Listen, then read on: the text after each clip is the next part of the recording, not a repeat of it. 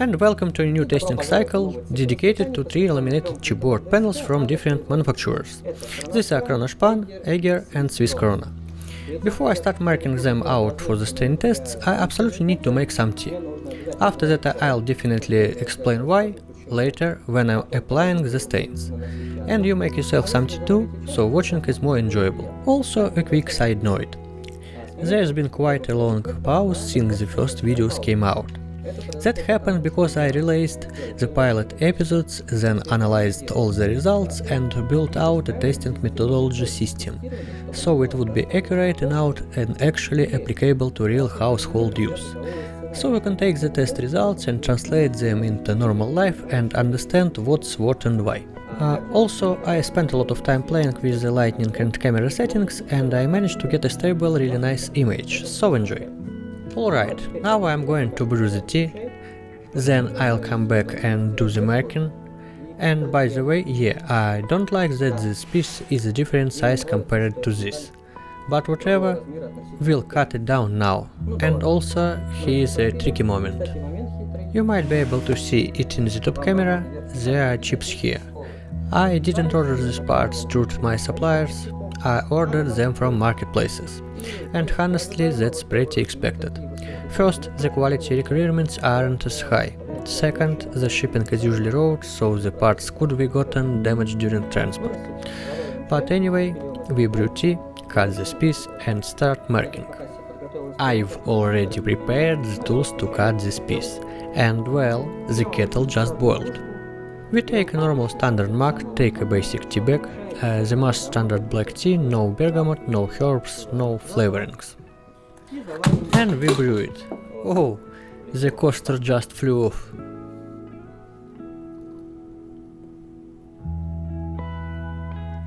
And we brew a full mug and wait. It has to cool down to room temperature. That's very important again. I'll explain later. Next, what do? We lower the table so you can see how I'm cutting. Yeah, by the way, a strip of the black backing opened up here from the black background, but it's fine. So, I've got this base, we take a ruler, we take the saw,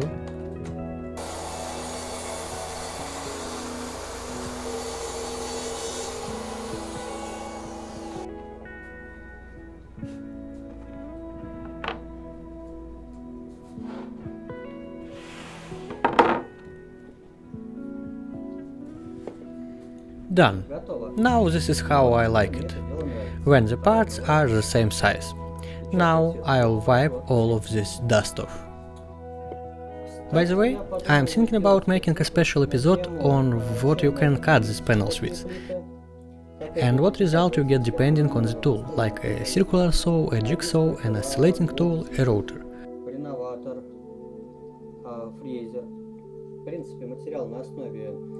It's basically a wood chip composite, so you can cut it with pretty much any saw, but the results will differ in terms of cut quality on the laminate surface. Right now, for example, if you look, I cut it with a circular saw and the cut is excellent, but this is the side where the teeth entered, and here is the side where the teeth excited, and you can see microchipping. But I think that deserves a separate video. Alright, now we move on to marking.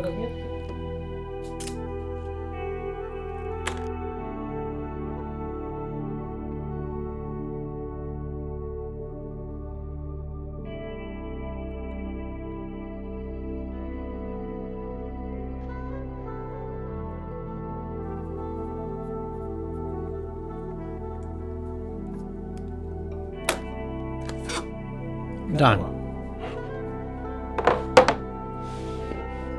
The key mistake in the first pilot tests was that I made the stain way too large, and they didn't fully dry even after a week. The goal of this test is to get a dry stain, except sunflower oil, because it doesn't really fully dry. It changes shape and gets more set, but it'll still stay slightly tacky to the touch. And that's the exact result we need to reach. So, to make it easier to apply everything, I am going to use the following things. A little lid.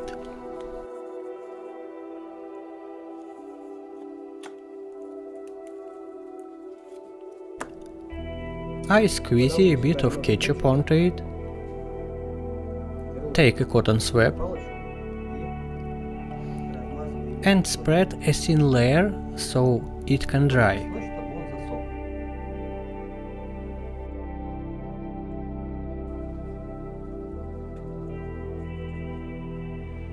Done. Next is tea. I intentionally waited for it to cool down to eliminate the temperature factor, because different materials can reach differently to hot water, and I need clean, repeatable results. For that, I need the tea staining to happen naturally at a stable, predictable room temperature. So, a lot of time has passed, and we take the tea and drip it onto the surface. For this, I bought this little pipe test. Let's see if they work for tea, or if it's still better to use cotton swabs.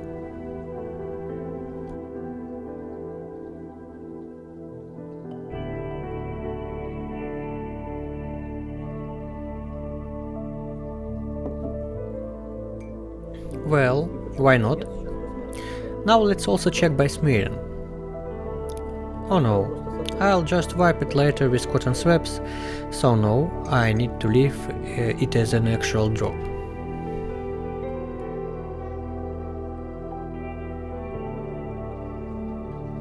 Alright, tea is done. Wine. So, I opened it yesterday in advance to check if it stains the surface or not. But of course, for every testing cycle I only use fresh wine and open it right before the test, because after a day the wine changes its chemical composition. And if I store it and it sits here fermenting, then using it a week later will give different staining results. This has been open less than a day.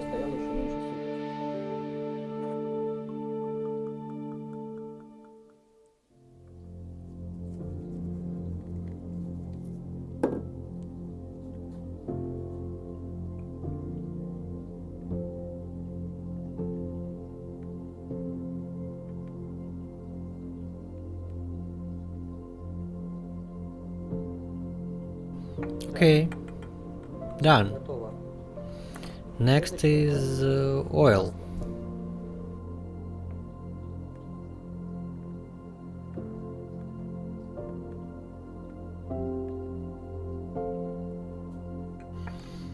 And by the way, I think the oil needs to be spread with a cotton swab. Because a drop like that, first, won't spread across the surface, and second, it'll take weeks to dry. So it's very important for me to pull the stain across the plane, so it reaches its working state as fast as possible.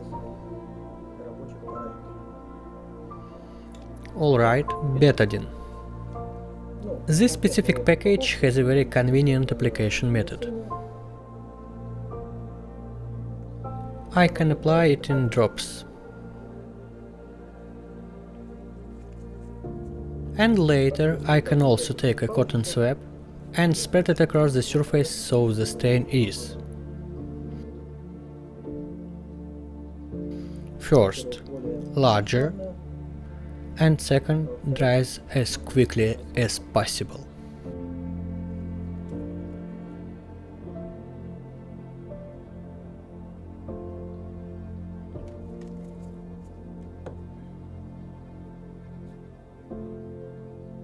And at the end, the obvious one, a permanent marker.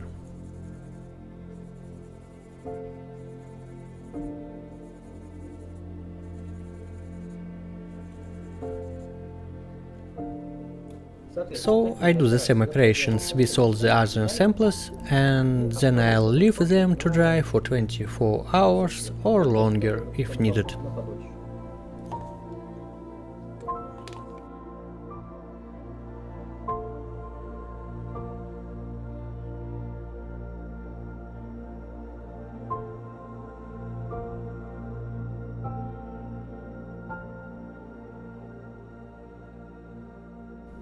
Great.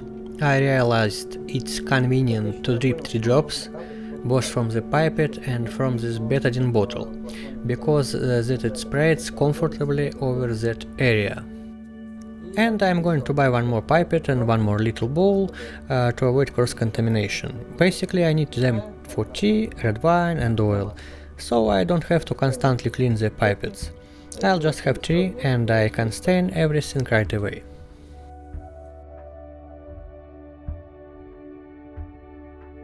So, what do we have? 3 panels, all stained. Now I leave them to dry for a day or more if needed. The important task is to achieve a dry stain, then the cleaning methodology is correct. The stain should always be as dry as possible. And I am back. A few days passed. Honestly, I wanted to wait just 24 hours, but I couldn't. It's the New Year holiday period while I'm filming this, and I went away for a short break, so 4 days passed. The result is acceptable. The only thing is for the future in tests like this, I'll change the number of drops for sunflower oil. 3 drops is too much. They still haven't fully dried.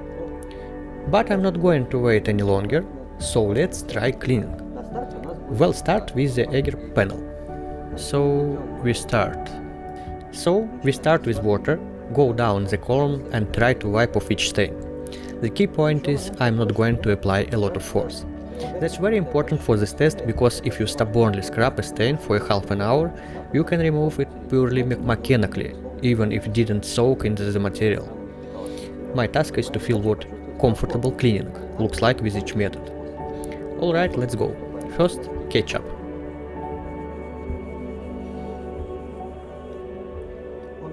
It starts coming off, and with light effort,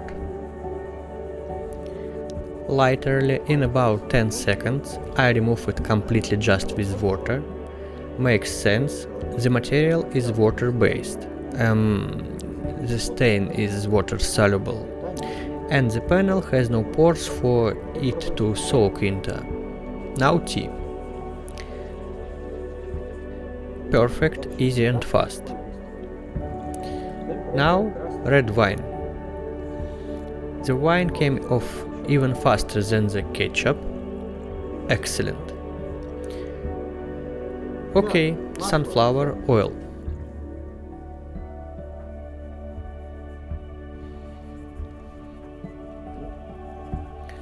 I'll wipe it with a dry tissue first and see what happens. Feels like the surface is slippery.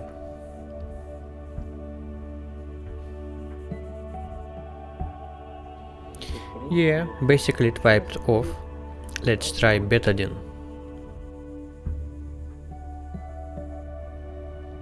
Done.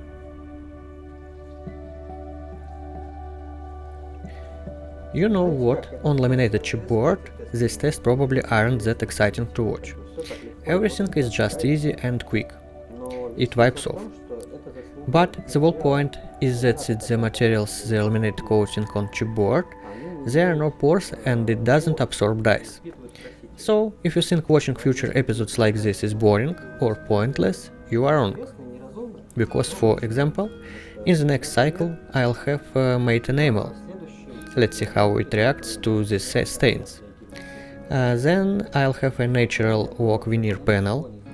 That's where it shouldn't look much more interesting. And also, sometime in the future, there will be coatings like, for example, engineered stone countertop material, which can absorb these dyes.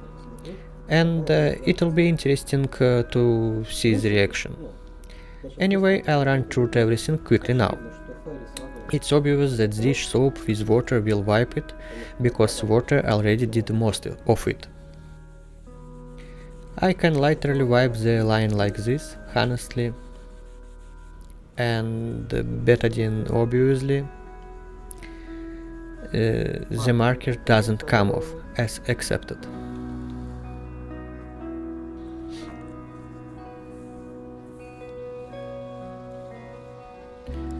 Now we have sieve.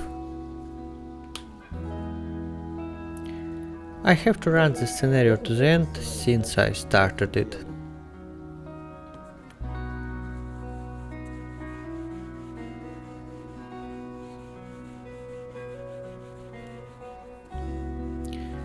And sieve is different because it contains an abrasive component. So as you can see, unlike the other methods, it starts slowly rubbing the marker off, but that's happening mechanically.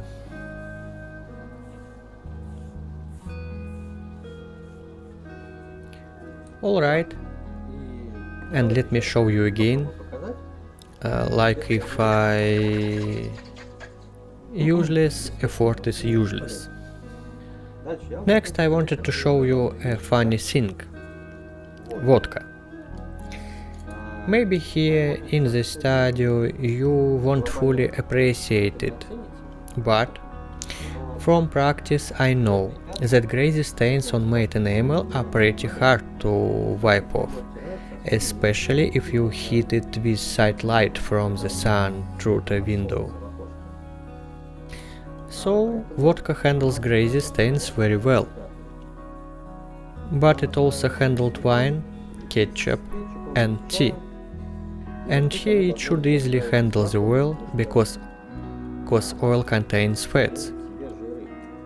And vodka, since it's alcohol based, helps dissolve fats.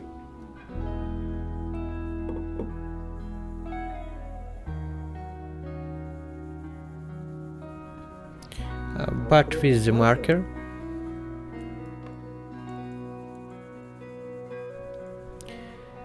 it tries to fade it a bit, like sieve, but to wipe it completely you'd need huge effort.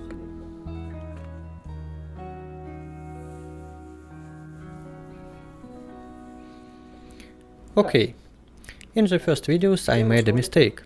I didn't let the stains dry, I applied everything in a very heavy layer. And it wasn't interesting to wipe stains like ketchup and wine with melamine, because back then I also had soy sauce and coffee. They had even more moisture. Let's see how it handles ketchup.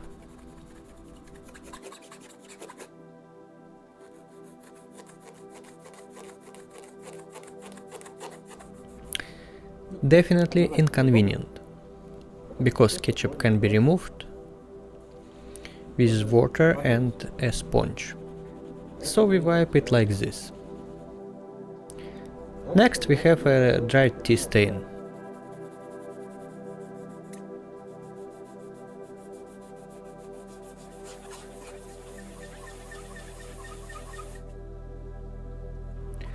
You know what? It works. And look, the wine immediately smeared.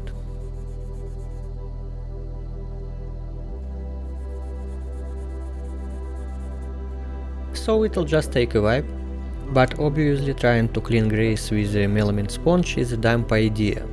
First, you ruin it because it absorbs grease. Second, there's no logic to it. Let's do betadine.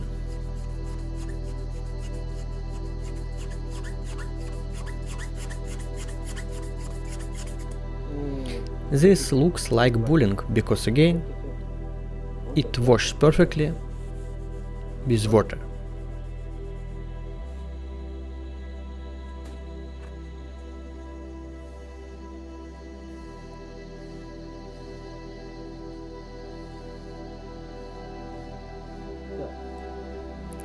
Alright, now it's the marker's turn.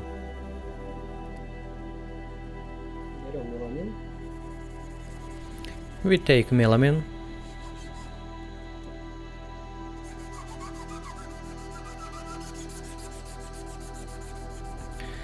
and it starts working against the marker. My assumption is that this is because the marker is applied in a very thin layer, and the physical abrasion from the melamine sponge can remove that layer in a comfortable amount of time, unlike thicker dried stains from food.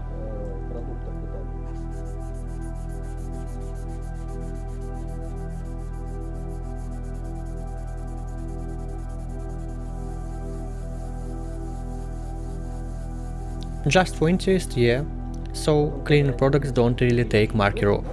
Vodka, even though it has alcohol, doesn't take marker off either. But melamine, I rubbed it and now I want to try wiping with water. Yes, that's the hardened marker layer that can be removed with water. Now it makes sense to dry this area and finish it off with melamine.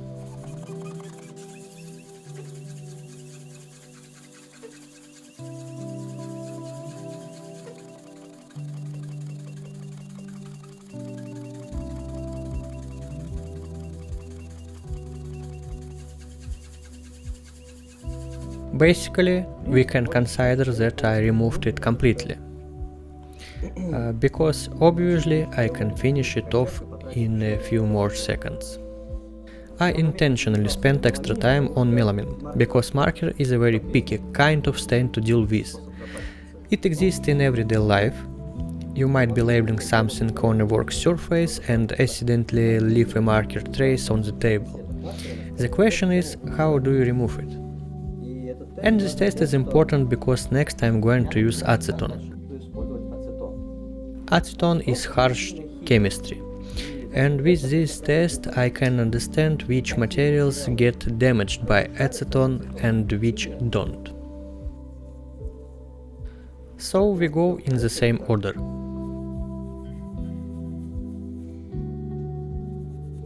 Ketchup, pointless. Tea, it doesn't want to take the dry tea. Wine, by the way, it took easily. It's interesting that it won't take tea. Tea doesn't wipe off with acetone. Ketchup, it doesn't want to wipe it off because the layer is thick and acetone keeps evaporating. Now let's see what happens with the greasy stain. Unacceptedly, it was easy. Alright, betadine. I think it's easier to remove with water. Look, I rub and nothing happens. Now I'll take a wet sponge and done. And now the most important moment. The marker. Watch. Done. It wiped off instantly. Now it's very important to look at what happened to the surface.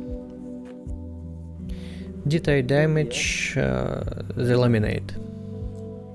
Let's wipe it fully.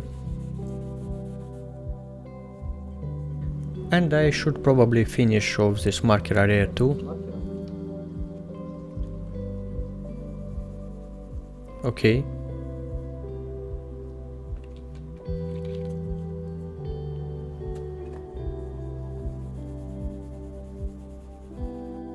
And now you know this test. The glow didn't turn white. It's just that acetone is strong chemistry and it can start dissolving some surfaces. So it's very important to test it. It's super effective against marker, but you can do this on every surface. So we see the ENG result.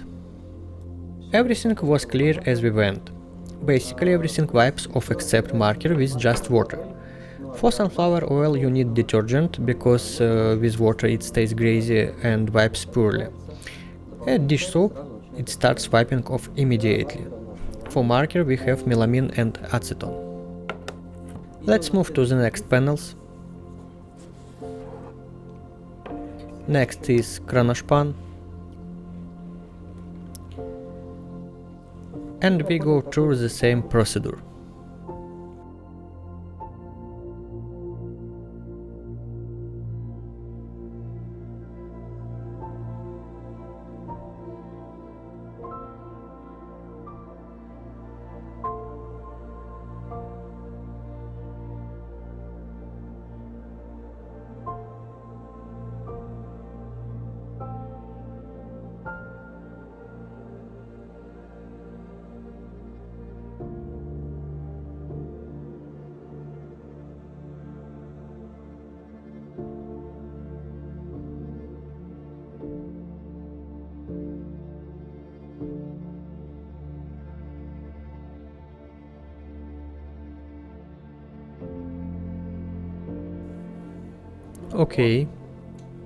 Okay, now it's clear to me.